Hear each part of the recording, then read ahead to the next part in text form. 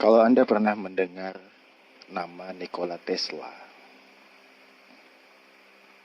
Anda akan tahu bahwa Nikola Tesla adalah orang yang menemukan pembangkit listrik tenaga panas bumi yang tidak pernah dipublikasikan karena pembangkit listrik ini gratis dan ini mengganggu pemerintahan kala itu yang menginginkan energi harus berbayar agar bisa mengeruk keuntungan.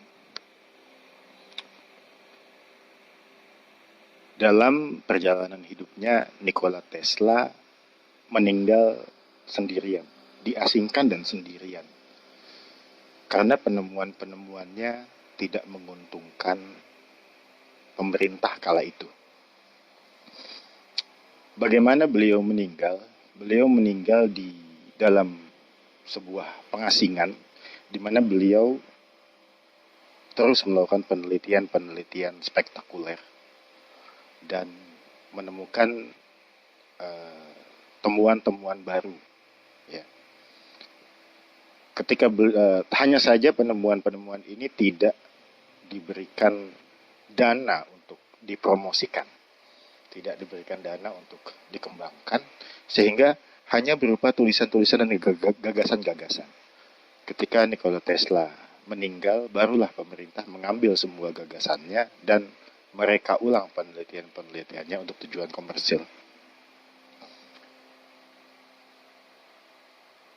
Orang jenius ini mengatakan seperti ini. Jika Anda ingin mendapatkan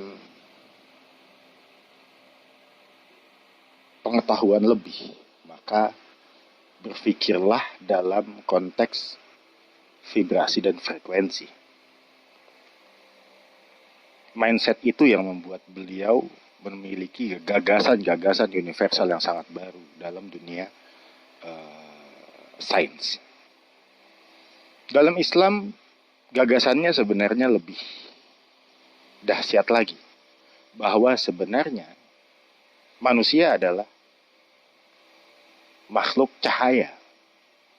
Maksudnya bukan berarti manusia itu sendiri cahaya, ya, tapi dalam diri manusia ada bagian cahaya, bukan hanya vibrasi ataupun frekuensi, tetapi lebih tinggi dari itu, yaitu cahaya. Dimana kita tahu bahwa kecepatan cahaya melebihi kecepatan apapun, termasuk kecepatan vibrasi dan kecepatan frekuensi. Seperti itu. Siapa yang mengatakan seperti itu? Yang mengatakannya adalah Imam Syafi'i rahimahullah. Beliau mengatakan, al-ilmu nurun wa nurullah la yuhda lil 'asi.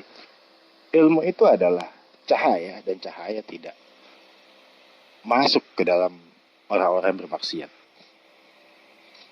Kawan-kawan sekalian, saya mengambil kesimpulan dari dua ilmuwan hebat Barat dan Timur Tengah ini bahwa seandainya kita berjalan pada titik cahaya, manusia diberi kemungkinan untuk mengikuti titik cahaya dan mengikuti titik kegelapan.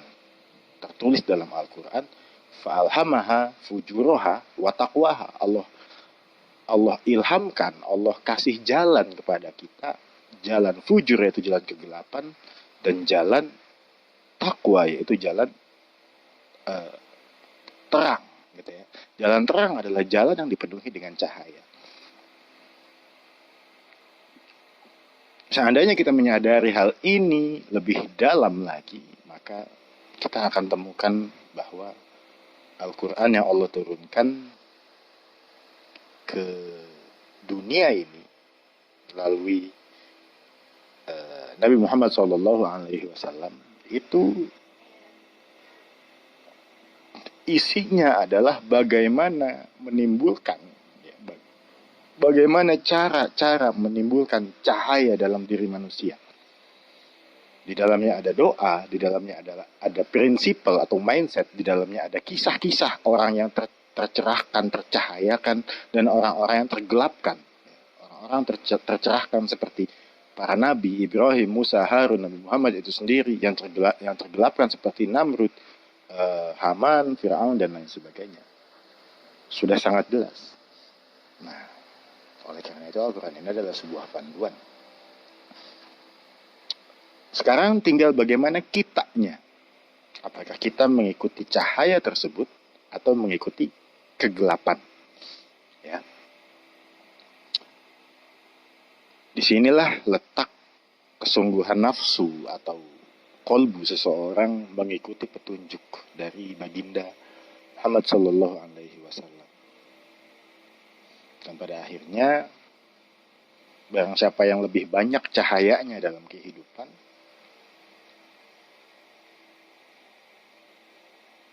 akan lebih mudah untuk mendapatkan jalan keselamatan. Mudah-mudahan kita semua seperti itu. Amin ya rabbal alamin.